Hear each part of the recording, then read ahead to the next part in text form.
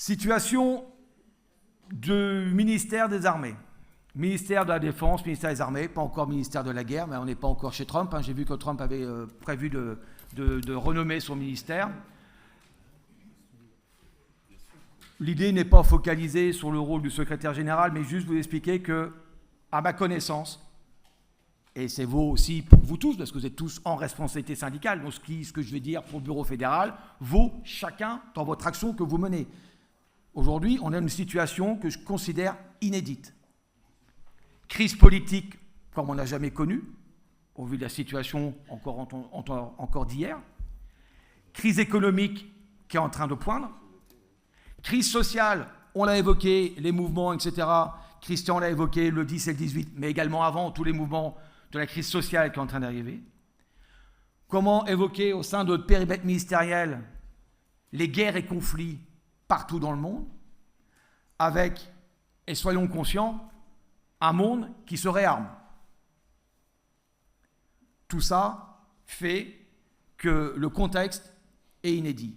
Ne pas oublier la crise climatique. Certains peuvent dire climato-sceptique, je ne sais pas, moi je ne suis pas spécialiste. La crise climatique, au vu des scientifiques, et étant attaché personnellement à la raison, étant attaché à la science, aujourd'hui, de ce que je lis, de ce que je constate, voilà, la crise est également climatique, qui a aussi ses conséquences de guerre, de conflits, d'immigration sociale, etc., etc. Il y a une situation, je ne veux pas ici faire peur, avoir un discours négatif, mais un contexte mis bout à bout qui est, dans l'histoire du monde, en tout cas récente, ou de sortie de Seconde Guerre mondiale, est relativement inédite. Il faut que l'ensemble des camarades en responsabilité, tout en restant sur son rôle syndical, vous avez bien entendu mon propos introductif, restons un syndicat, rien qu'un syndicat, mais pour qu'un syndicat soit compris, soit éclairé de l'ensemble des situations, il ne peut pas vivre hors du système, hors du monde, et de regarder ce qui se passe autour de soi.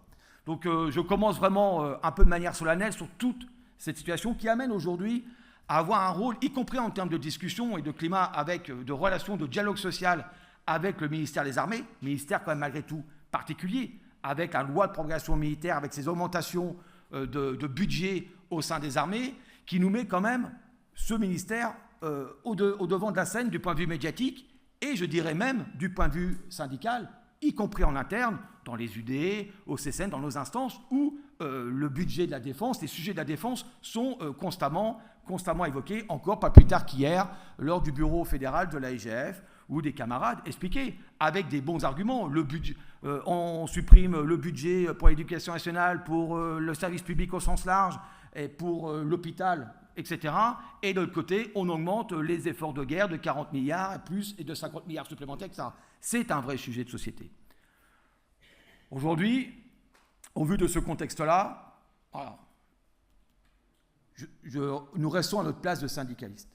Je l'ai dit au CCN, nous aujourd'hui, le slogan de cette fédération, à l'image de la Confédération, pain, paix et liberté, reste notre ADN issu du mouvement ouvrier que nous sommes. C'est-à-dire qu'on peut travailler au ministère de la Défense, nous travaillons au ministère de la Défense, nous sommes fiers de ce que nous faisons au ministère de la Défense, mais ne nous accusons pas, nous, de va-t-en-guerre. Sachez que ce bureau fédéral, le secrétaire général de la Fédération, rejettera systématiquement toute attaque interne ou externe sur ce que sont les personnels civils au sein de ce ministère des Armées. Nous sommes pour la souveraineté, la défense nationale, le rôle de la défense nationale, et au vu du contexte international tendu, dans une situation où le ministère des Armées doit être à un niveau. Ce que je veux dire par là, c'est que n'oublions pas les discours où on n'avait pas forcément eu énormément de soutien quand nous avons supprimé 54 000 postes au ministère des Armées, y compris en interne. J'ai la mémoire, vous avez aussi bien que moi la mémoire, dans les années RGPP 2010, les 54 000 postes, dont énormément de personnel civil, supprimés sur l'autel de l'austérité, et que d'autres ont été épargnés. Alors, notre vision confédérale, fédérale, y compris fédérale, c'est oui pour l'école publique, oui pour la santé, oui pour l'ensemble de la fonction publique, mais le personnel civil de la défense n'a pas à rougir. Et nos actions au vu de ce que nous faisons, soyons-en fiers, et ça ne nous fait pas de nous des va-t-en-guerre. Je voulais vous le dire.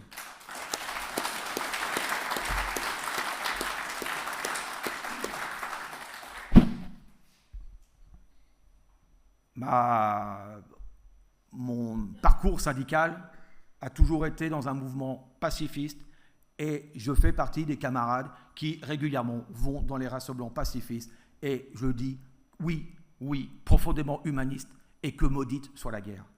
C'est une évidence. Quand je dis ça, je ne suis pas en train de dire qu'il ne faut pas être au niveau. Ça n'a rien. Il ne faut pas que nos équipements, il ne faut pas qu'aujourd'hui tout ce qui se passe, la dissuasion nucléaire, etc., les équipements, les armes de demain, tous ces sujets-là sont des sujets de souveraineté et aujourd'hui, ne soyons pas naïfs sur ce qui se passe de l'autre côté de l'Atlantique ou à l'est du monde. Il y a un vrai sujet. Un vrai sujet. Sur ce sujet, je continue. Attention à rester bien dans notre rôle syndical. Je m'y acharnerai aussi autant que possible. Syndicalisme libre et indépendant. Ce qui m'amène à dire que dans ces heures compliquées, inconnues, inégalées dans le passé, vous, en responsabilité syndicale, ce que vous êtes tous, attention à ce qui peut se faire en termes de désinformation, d'entrisme dans le syndicat et de tout ce qui pourrait avoir de nauséabond au sens large au sein de nos syndicats. Soyez-en, je vous le dis, vigilants. Il y va de ce que j'ai dit en introduction, de ce qu'est la CGT-FO historique. Pas d'emprise politique, religieuse et philosophique. Un syndicat qui reste un syndicat. Voilà, c'est un peu solennel, mais il était important que je vous le dise lors de ce meeting.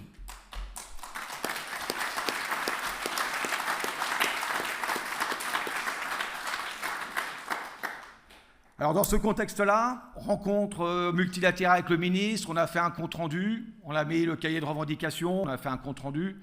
Et récemment, j'ai rencontré le nouveau DRHMD, Olivier Bouchery, qui sort du cabinet du ministre. Olivier Bouchery, qui est agent sous contrat. Il n'est pas militaire, il n'est pas fonctionnaire, il est agent sous contrat.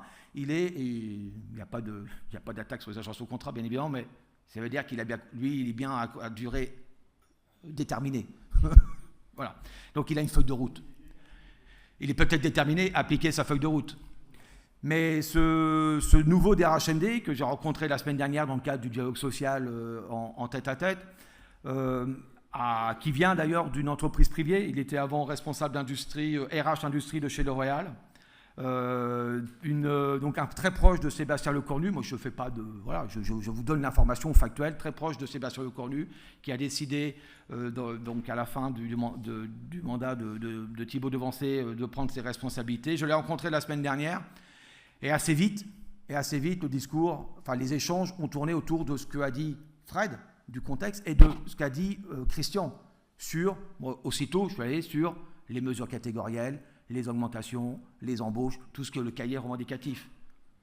Ça tournait très court. Chers camarades, ça tournait très court. Il n'a rien à mettre.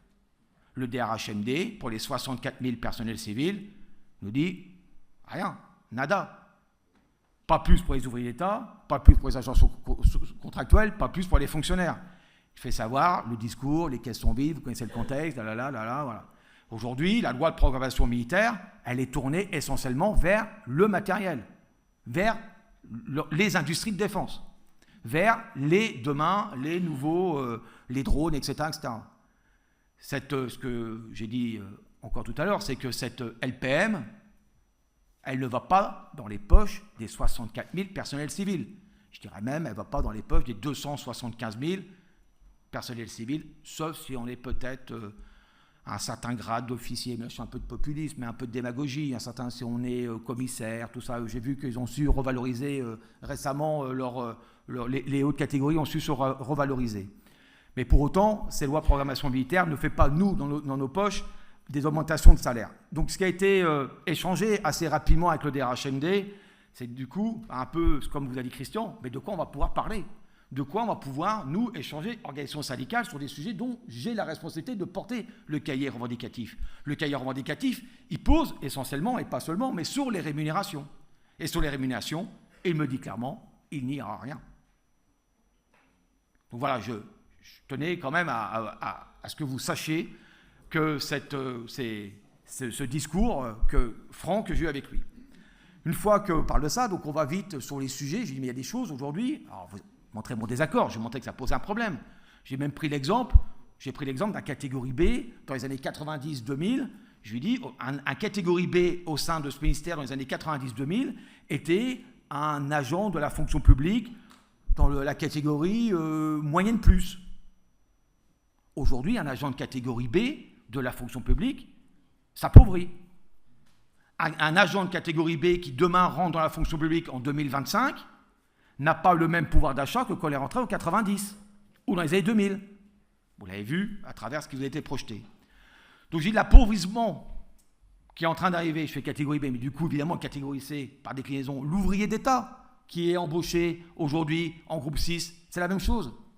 Donc aujourd'hui, pour avoir ces grandes ambitions que peut avoir le ministre sur les missions de demain, sur le rôle des personnels civils de demain au sein de ce ministère, il me fait savoir qu'il n'a pas de levier en termes de mesures catégorielles, en termes de rémunération, tout en ayant des objectifs de très haut niveau. Je lui dis qu'à un moment donné, ça va se croiser et ça ne pourra pas le faire. On ne va pas pouvoir toujours dire aux agents de faire plus, de donner plus, y compris avec des baisses effectives dans certains domaines de soutien, en n'ayant plus de perspectives salariales, plus de perspectives de parcours professionnel, etc. etc. Donc j'ai fait comprendre que notre organisation syndicale ne pouvait accepter ce constat et ne pouvait et de lui faire savoir que nous continuons nos revendications que nous portons et que le plus haut possible est avec les mouvements sociaux, parce qu'aujourd'hui, les mouvements sociaux, on va s'y associer. Bien évidemment, il y a eu l'appel qui a été lancé pour le 18, je ne vais pas y revenir ou je reviendrai tout à l'heure si besoin. Le DRHMD, du coup, j'ai évoqué, mais qu'est-ce que vous pouvez faire à votre niveau de DRHMD? Car si on a derrière un dialogue social sans personne en face avec qui on peut discuter de revendications, où il me dit il n'y a rien à circuler, il n'y a rien à voir, ça va être compliqué. Et y compris, ça nous met en difficulté, nous, en termes d'organisation syndicale. Car afficher aujourd'hui aux adhérents, aux agents, que le DRHMD, il n'y a plus rien à pouvoir obtenir en termes de revendications, c'est un discours négatif que nous ne pouvons pas porter. C'est un discours négatif que nous ne voulons pas porter. Donc, non pas par faire la démagogie, non pas pour porter des faux espoirs, mais si nous, on n'est pas convaincus qu'on est porteur d'espoir des revendications que l'on porte, on n'est plus à notre place. Donc, on doit continuer de manière tenace les revendications salariales et les revendications sur des domaines qui ne coûtent rien. Je reviens sur le point de l'accord cadre ARTT, accord cadre temps de travail. Je dis ça, c'est un moyen qui ne vous coûte rien. Il n'y a pas de sous là-dedans. Il ne met pas 1 euro. Et là, je vois bien que sur ce point-là, y compris, il y a un point de blocage. Alors je lui dis, si sur les salaires, vous ne pouvez rien apporter, sur les choses qui ne vous coûtent rien, vous ne pouvez rien apporter, y compris sur l'accord cadre RTT, ça va commencer à être compliqué de discuter, monsieur le directeur. Et puis, à l'aube des élections professionnelles, si vous montrez qu'en fin de compte, les organisations syndicales qui font le jeu du dialogue social, y compris sur l'accord cadre RTT, qui déboucherait sur rien, vous allez finir, mais peut-être que c'est ça le but non avoué, c'est que vous allez faire le lit un peu du mouvement du 10, un peu le mouvement des Gilets jaunes, et je dirais, au sein du ministère, un peu le lit du syndicat FAED. Ça vous parle, qui est en train de se développer.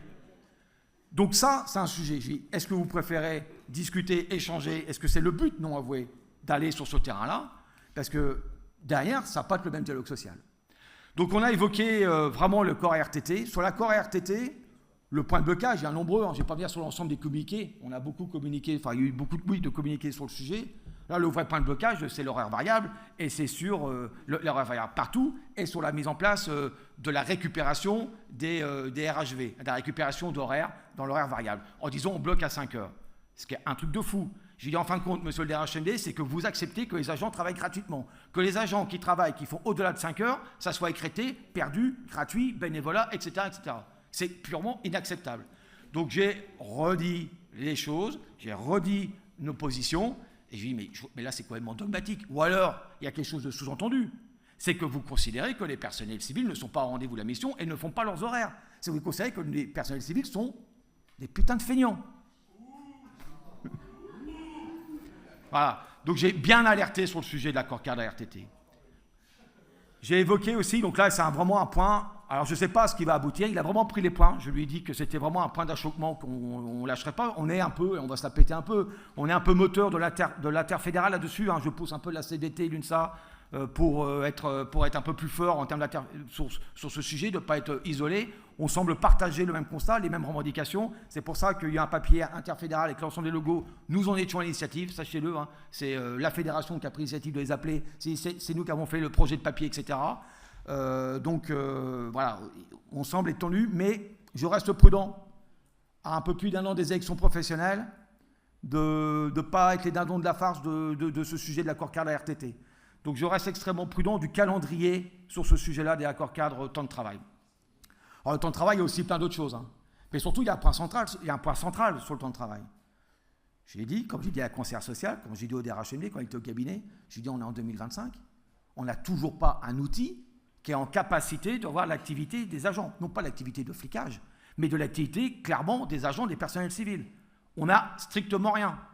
Aujourd'hui, il y a plus de 300 règlements de service intérieur, les règlements que vous négociez sont censés négocier tous les ans, je rappelle, qui sont aujourd'hui, dont la DRHMD est complètement aveugle. Il ne sait même pas ce qui se passe. Alors du coup, il me dit, il est où Martial? Il est là, Martial. Du coup, il me dit, ouais, enfin quand même, monsieur Michel, il faut qu'on discute de ce qui se passe à Biscarrosse. Monsieur Michel, ça serait bien qu'on discute de ce qui se passe à la DCNJ.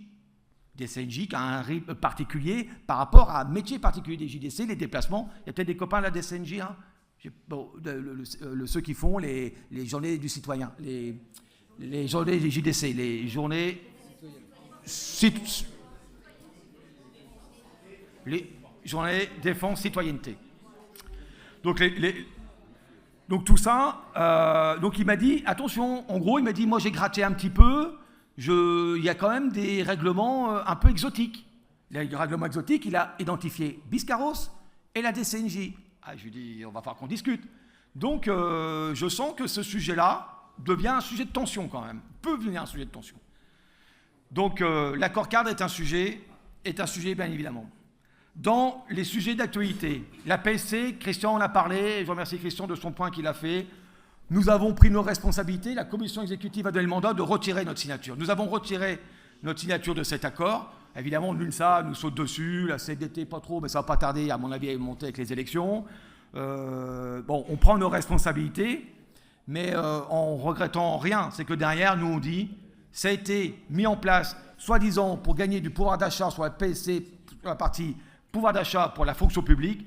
Nous, on constate que les effets escomptés de la mise en place PSC Santé ne répondent pas à l'objectif de maintien du pouvoir d'achat pour les personnels civils de la défense. Basta, on est basique, on est factuel. Ça n'a pas répondu aux attentes des agents et de nos revendications. Le deuxième sujet, c'est la prévoyance. La prévoyance qui est actuellement, il y a une CPPS demain ou après-demain, où deux camarades, dont Erwan et Olivier, seront présents à cette CPPS. Donc là, c'est la partie facultative de la partie PSC. Santé obligatoire, prévoyance facultative. Donc ça, alors là aussi, en termes de méthode, on a un vrai sujet. 2 réunions où on ne savait même pas s'il y avait des réunions de négociation conclusives, où tout d'un coup, alors qu'on ne nous dit pas en termes de méthode si les réunions qu'on a eues sur ce sujet étaient des réunions conclusives, arrive tout d'un coup, on apprend que le marché est déposé, le marché est accepté. Nous, organisation syndicale, rideau, hein. Pas de son, pas d'image. Je regarde Erwan, pas de son, pas d'image sur ce marché. Alors, sur ce sujet de la prévoyance, voilà, je reprends ce qu'on a discuté encore récemment sur le sujet. Je reprends, hein, très important. En gros, c'est une prévoyance. Je reprends les notes. Hein. C'est une prévoyance pour les riches avec plusieurs systèmes de garantie. On va un papier qui va sortir demain ou après-demain qui va vous être distribué. Volontairement, il est long parce qu'il mérite une explication précise. Donc, il est précis. Il a été relu, il est juste, voilà, mais il est précis sur la prévoyance.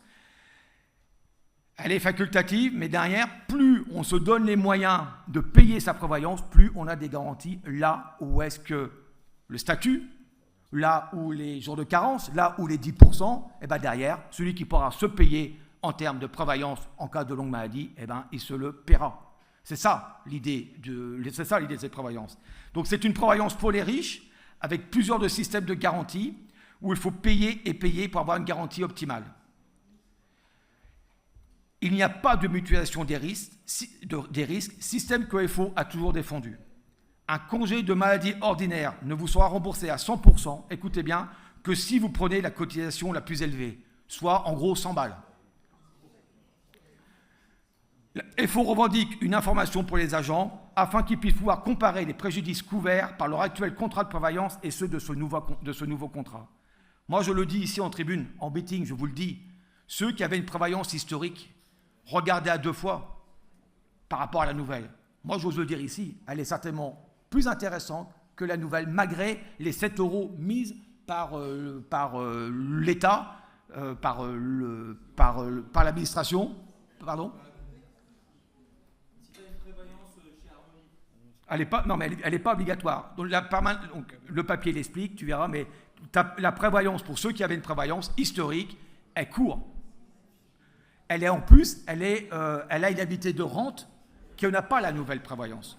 Donc regardez attentivement. Mais pour ça, la fédération, avec l'aide d'Erwan et du bureau fédéral, répondra à cette question.